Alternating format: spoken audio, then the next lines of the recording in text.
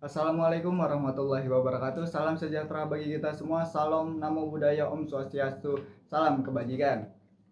Selamat siang Bapak dosen dan juga teman-teman sekalian. Perkenalkan kami dari kelompok 4. Pada kesempatan kali ini kami ingin membawakan topik yang jarang sekali dibicarakan, namun menjadi patokan atau penentu profesionalisme Anda menjadi seorang pemimpin, yaitu komunikasi efektif dalam menyampaikan kabar buruk terhadap klien dan karyawan.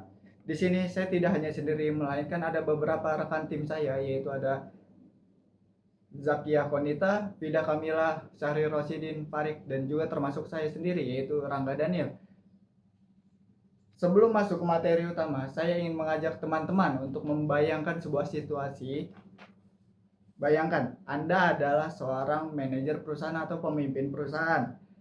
Anda harus menyampaikan kepada tim Anda bahwa proyek yang mereka kerjakan ditunda selama 3 bulan karena adanya pemotongan anggaran, atau Anda harus menolak klien yang sudah lama menemani Anda.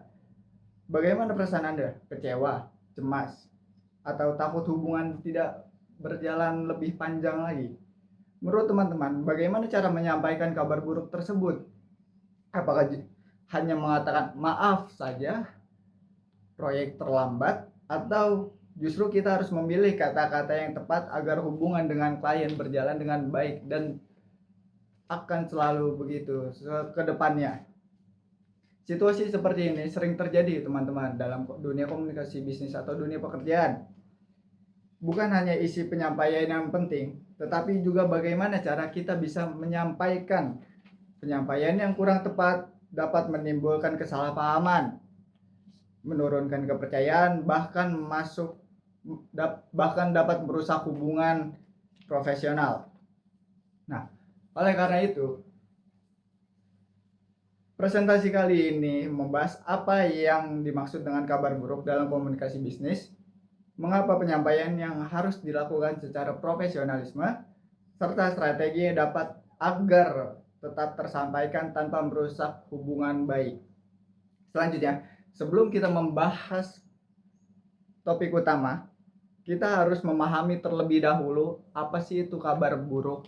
Nah, kabar buruk dalam komunikasi bisnis adalah informasi yang tersampaikan kepada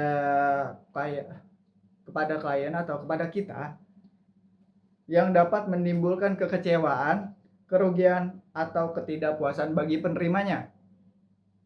Kabar buruk tidak selalu perusahaan mengalami kemunduran ataupun kerugian besar. Hal-hal sederhana seperti penolakan lamaran kerja, keterlambatan pengiriman barang, pembatalan kerjasama, atau pemberitahuan bahwa suatu proyek tertunda, teman-teman. Nah,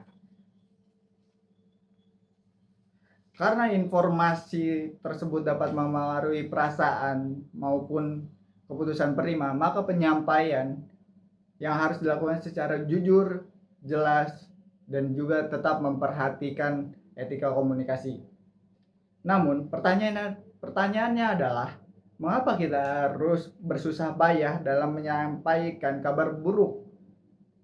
Apakah tidak cukup dengan hanya mengatakannya saja secara langsung? Untuk memahami mengapa pendekatan ini justru menjadi investasi untuk kepercayaan jangka panjang perusahaan kita, rekan saya Zakia akan memaparkan strategi ini. Kepada Zakia, dipersilakan. Mengapa sih kita harus menyampaikan sesuatu itu dengan cara yang tepat? Yang pertama tuh menjaga hubungan profesional. Nah, saat kita menyampaikan sesuatu dengan tepat kepada rekan kerja, atasan, dan klien, nah itu tuh mereka tidak akan merasa sakit hati. Dan hubungan kerja pun akan tetap berjalan dengan baik tanpa adanya rasa dendam. Nah, yang kedua itu ada mengurangi konflik. Masalah tuh akan sering kali terjadi apabila karena adanya kesalahpahaman. Nah, dengan adanya komunikasi yang jujur dan juga jelas, kita bisa mencegah adanya konflik. Yang ketiga, menjaga reputasi perusahaan. Cara karyawan berbicara mencerminkan citra perusahaannya. Kalau cara penyampaiannya itu sopan dan juga bertanggung jawab, Nah, orang luar tuh akan menilai perusahaan tersebut tuh terpercaya. Nah, yang keempat itu ada menunjukkan empati dan profesionalisme. Nah, empati itu kita peduli dengan perasaan lawan bicaranya, tidak asal bicara ataupun cuek. Nah, kalau profesionalisme itu kita tetap bersikap tenang, tidak membawa masalah pribadi ke dalam pekerjaan.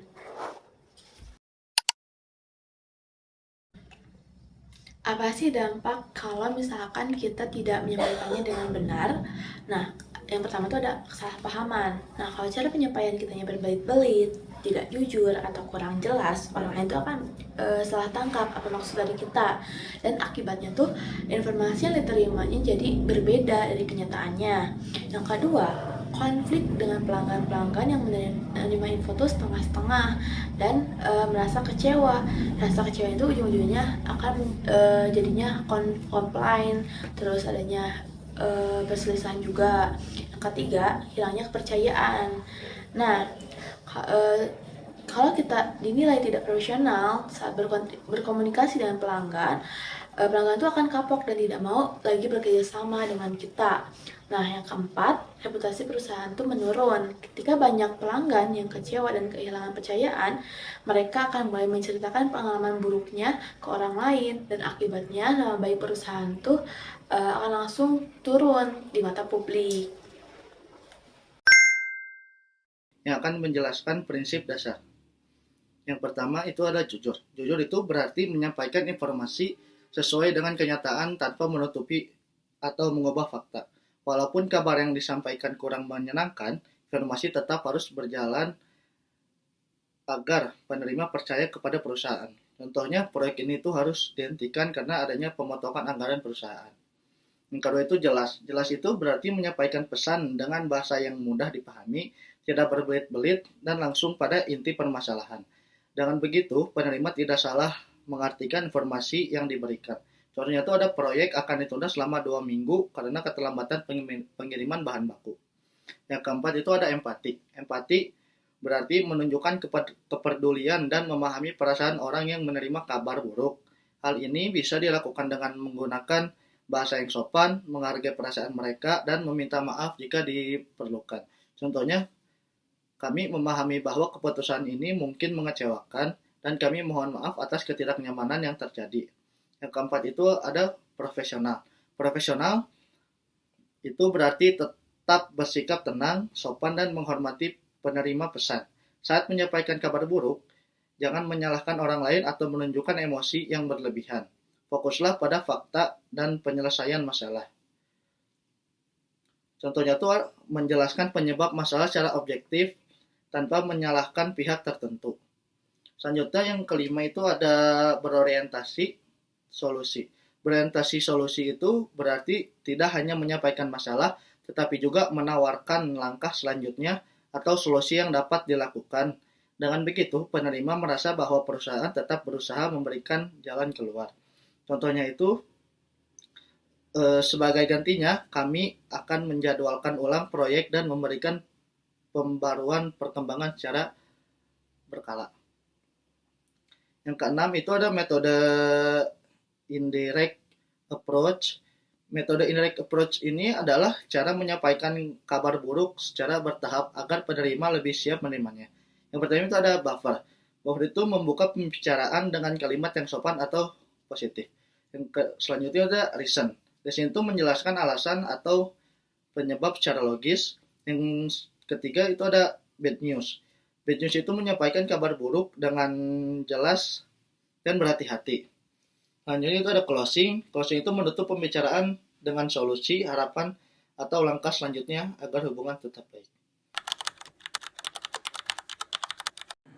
Strategi pertama, persiapkan pesan. Poin utama, memberikan konteks logis, objektif, dan transparan. Konteks logis, jangan langsung menyampaikan keputusan buruk tanpa latar belakang. Jelaskan alasan atau kronologi di balik keputusan tersebut. Misalnya, kondisi pasar, analisis performa, atau perubahan regulasi. agar audiens paham mengapa hal ini terjadi. Objektif, sampaikan fakta berdasarkan data yang akurat, bukan opini subjektif atau emosional. Ini membantu mengurangi potensi penolakan karena keputusan tersebut memiliki dasar yang kuat. Transparan, jangan ada yang ditutup-tutupi atau dimanipulasi. Kejujuran di awal jauh lebih baik untuk menjaga kepercayaan jangka panjang. Strategi 2, menyampaikan dengan empati. Poin utama, sampaikan dengan empati. Pahami perasaan audiens. Akui bahwa berita ini mungkin mengecewakan, mengejutkan, atau menyulitkan mereka. Menggunakan kalimat seperti kami memahami bahwa situasi ini tidak mudah bagi Anda. Menunjukkan sisi humanis Anda. Pilihan kata dan nada bicara itu menggunakan bahasa yang sopan, tenang, dan tidak menghakimi. Jika disampaikan secara lisan, jaga intonasi suara agar tetap teduh dan sportif. Jika tertulis, hindari kata-kata yang terlalu kaku atau dingin. Waktu yang tepat, pilih momen yang tepat untuk menyampaikan berita ini.